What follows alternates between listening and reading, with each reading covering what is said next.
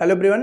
तो class 10th maths NCERT updated syllabus में आज हम लोगों की है क्लास 11। इसके पहले ऑलरेडी क्लास 10 आ चुकी हैं जिसमें मैंने चैप्टर 1 और चैप्टर 2 खत्म कर दिया है। चैप्टर 3 हम लोग कर रहे हैं, उसमें एक्सरसाइज 3.1 और क्वेश्चन नंबर 5 हमें करना है। इसके पहले के जो क्वेश्चन हैं वो ऑलरेडी हो चुके हैं, यहाँ पर प्लेलिस्ट आ रही होगी, आप पूरे चैप्टर्स को देख सकते हैं। ठीक है, तो चलिए बिना किसी देरी के स्टार्ट करते हैं क्वेश्चन नंबर 5 को। देखिए क्या कह रहा है question, half of the perimeter of A rectangular garden, मतलब रेक्टेंगुलर गार्डन जो है उसका पेरीमीटर का हाफ देख लेते हैं आगे।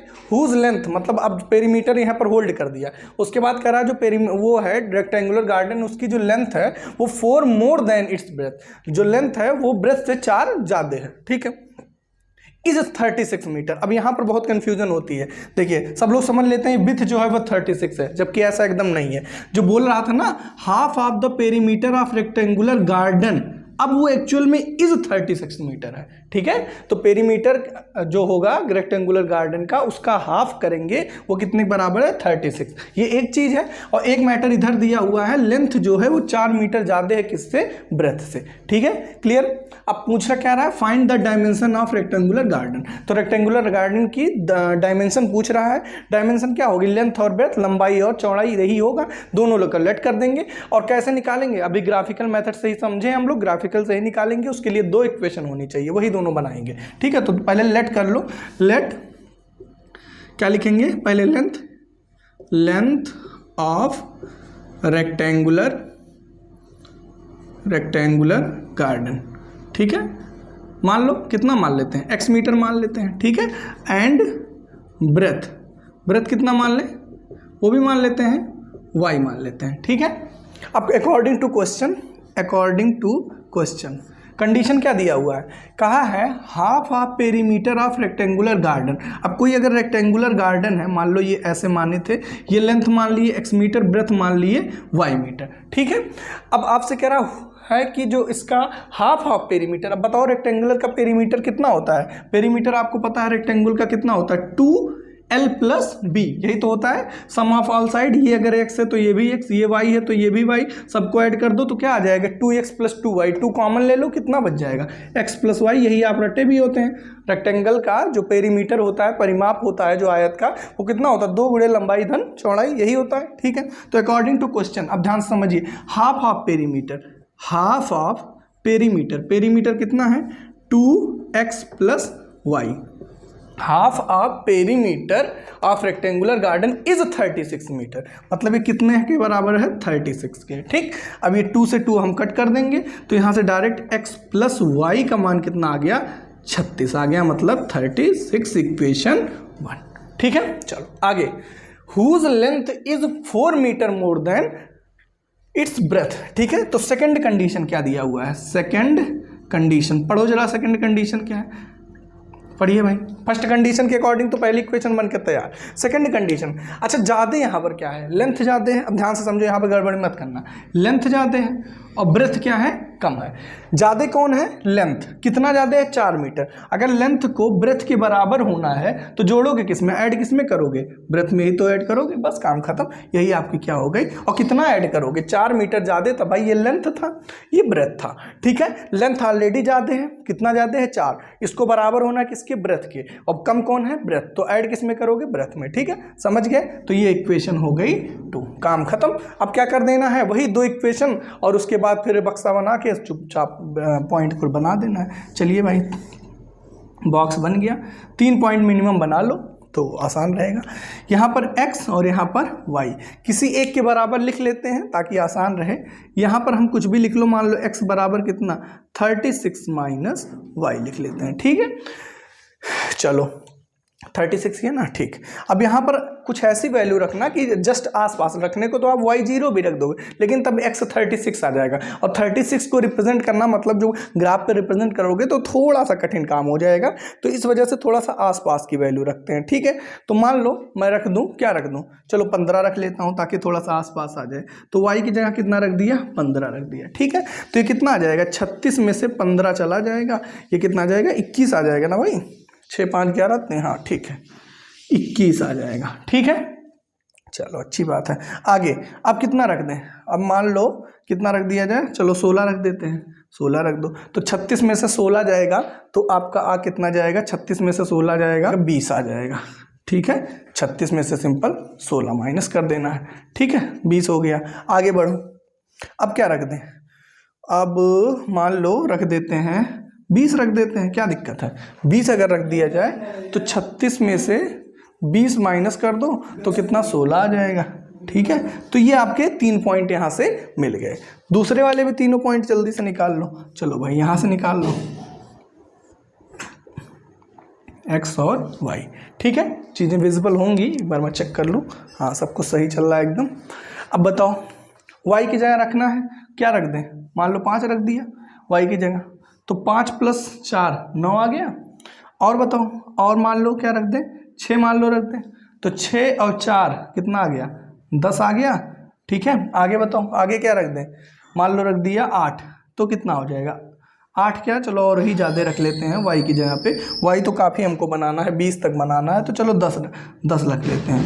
तो ये कितना आ जाएगा, y की जगह अगर हम रख लेते हैं, रखने को आप कुछ भी रख सकते हैं, बहरहाल मैं यहाँ 10 रख रहा हूँ, तो 10 4 14। ठीक है, अब इसको सिंपल ग्राफ पे प्लॉट कर देना है और जो दोनों लाइन का इंटरसेक्शन पॉइंट आ जाए वही आपका क्या है, आंसर है। ये x हो गया और ये ऊपर y हो गया। ठीक है, कहाँ तक मैक्सिमम जाना है, तो मैक्सिमम तो सर जाना है मुझे कहाँ तक, x में जाना है 21 मैक्सिमम, हाँ 21 जाना है, और y में 20 जाना है। तो कितने का गैप ले लें, तो 2 का ले लें, चलो 2 का ले लेते हैं।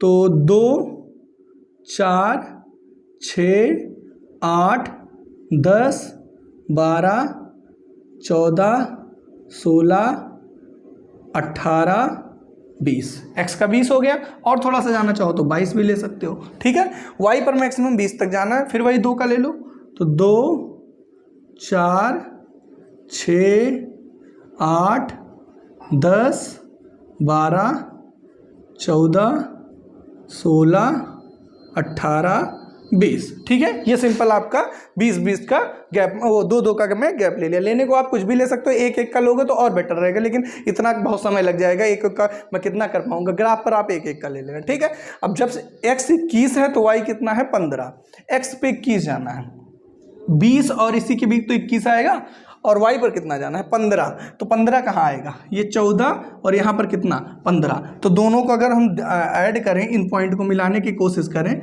तो ये दोनों पॉइंट कहाँ आ जाएंगे, यहाँ कहीं पर आपके ये इंटरसेक्ट कर जाएंगे। ठीक है, तो मेरे हिसाब से यहाँ आ जाएगा। ठीक है, चलो आगे 20 और 16, x पर 20 और y कितना 16, तो 16 यहाँ आ जाएगा, तो यहाँ से 20, और इधर मैं और अच्छे से अगर कर पाऊँ तो हाँ देखिए ये तिरछा ना बनने पाए भाई। ठीक है, ये हो गया। ठीक है, फिर 20 और 16, ये इधर से 16 और इधर से 20 हो जाएगा, तो यहाँ का। ठीक है, फिर 16 और 20, x पर 16 और y पर 20। ठीक है,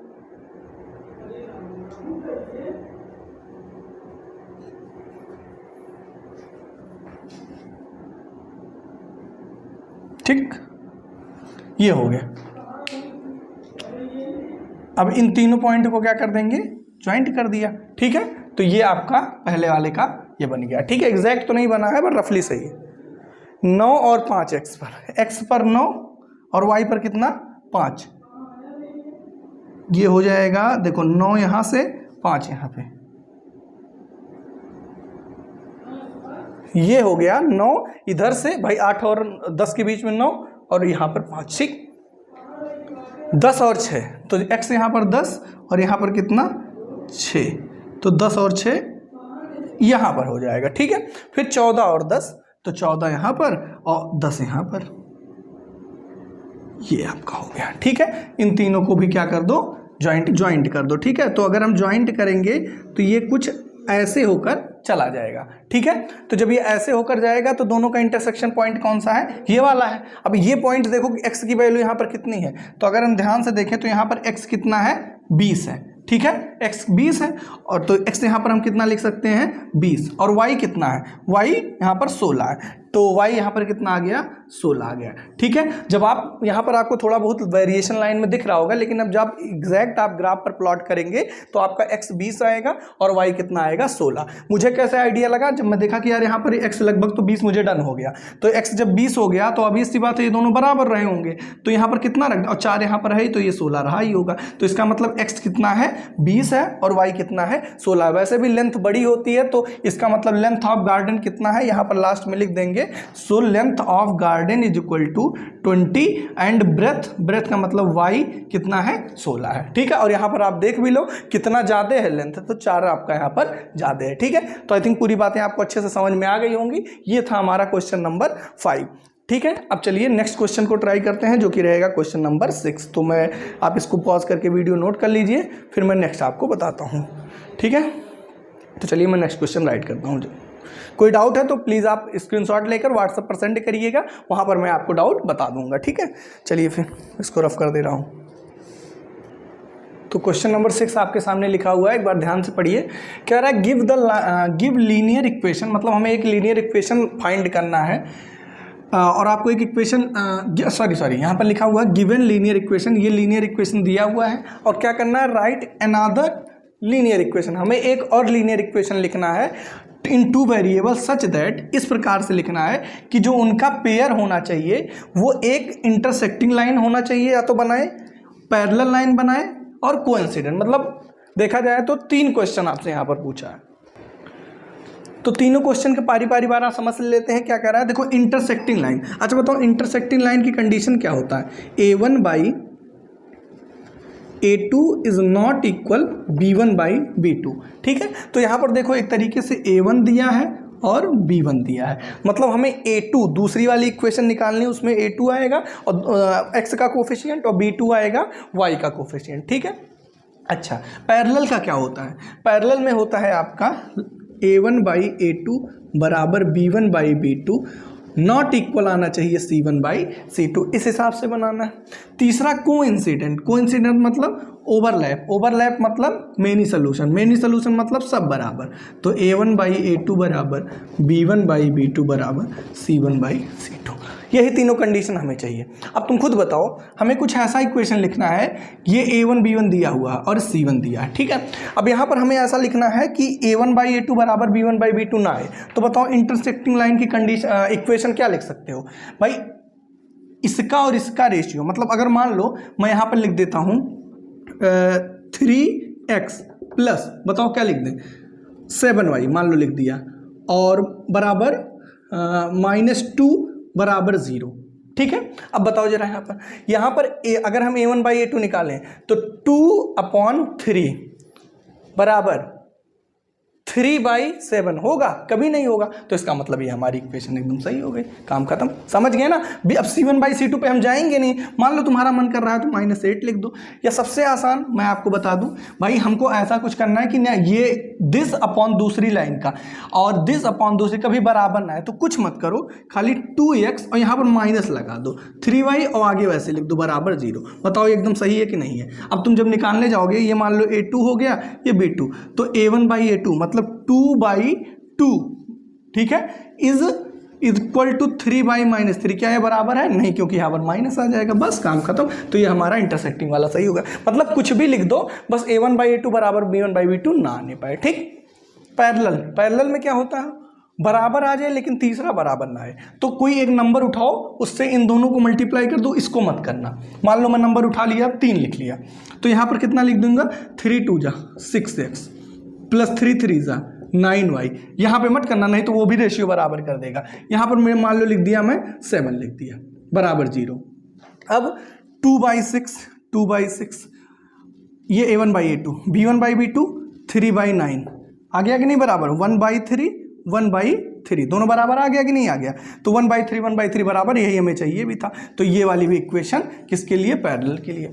अब तीनों बराबर चाहिए, तो तीनों बराबर तो बहुत आसान है भाई, कोई एक उठाओ, सबको मल्टीप्लाई कर दो पूरे को। तो मान लो मैं कर दे रहा हूँ, मान लो उठाया क्या, चलो 4 ले लिया, तो 4 2 जा 8x -4 3, यहाँ माइनस नहीं प्लस है, 12y और 8 4 32 बराबर 0।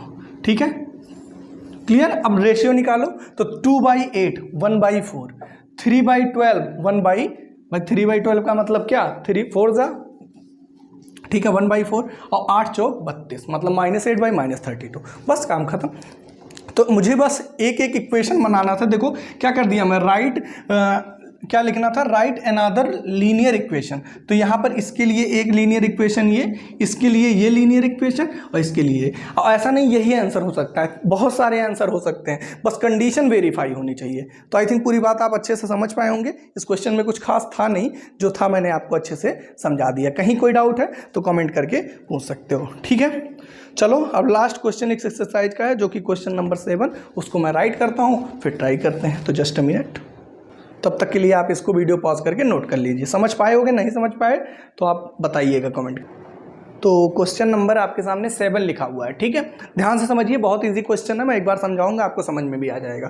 क्या करना है, draw the graph of the this line and this line. आपको इनसे एक एक लाइन का ग्राफ ड्रा करना है, ठीक है। तो ग्राफ ड्रा करना आप जानते हो, ठीक है। उसके बाद क्या करना है, डिटरमाइन द कोऑर्डिनेट। अब जैसे जब आप ग्राफ ड्रा करोगे, मान लो ये एक्स है और वाई, अभी इस लाइन से एक ग्राफ ड्रा किए, मान लो कुछ ऐसे चला गया, ठीक है। दूसरी लाइन से ड्रा किए, मान लो कुछ ऐसे चला गया, ठीक है। तो वही कह रहा है कि जब आप इसको ड्रा करेंगे तो क्या बनेगा, डिटरमाइन कोऑर्डिनेट ऑफ वर्टिसेस। तो यहां पर क्या बन गया, देखो ट्रायंगल बनेगा। जब आप उस हिसाब से लाइन आपको दी गई है कि जब आप फॉर्म करोगे तो ट्रायंगल बनेगा, और ट्रायंगल जो फॉर्म्ड होगा एक्स एक्सिस के साथ, देखो लिखा भी होगा एक्स एक्सिस के साथ, और इनके कोऑर्डिनेट निकालना है, ठीक है। जो ट्रायंगल फॉर्म होगा उसके कोऑर्डिनेट। तो क्वेश्चन समझ पाए होगे, बट उसके लिए मुझे ग्राफ ड्रा करना पड़ेगा। तो चलो पहली लाइन x - y + 1 = 0, किसी एक के बराबर लिख लो, x बराबर -y उधर भेज दो -1, ठीक है। क्लियर है ना, दोनों इधर भेज दिया गया। ग्राफ प्लॉट करो, ये हो जाएगा सिंपल x और ये हो जाएगा y, 3 पॉइंट बना लो। अब कुछ भी लिख लो, मान लो x की y की जगह क्या रख दो, 0 रख दो, तो x कितना आ गया, -1 आ गया। इसकी y की जगह क्या रख दिया, 1 रख दो, 1 रख दिया। थोड़ा सा और बड़ा रखते हैं, कोई 2 रख दो, तो y की जगह 2, तो 2 - 1, x कितना आ गया 1। 3 रख दो x y की जगह, तो 3 रख दिए, तो 3 - 1 कितना आ गया, 2 आ गया, ठीक है। तो y की जगह पहले 0 रखे, फिर 2 रखे, फिर 3 रखे, ये मिल गया।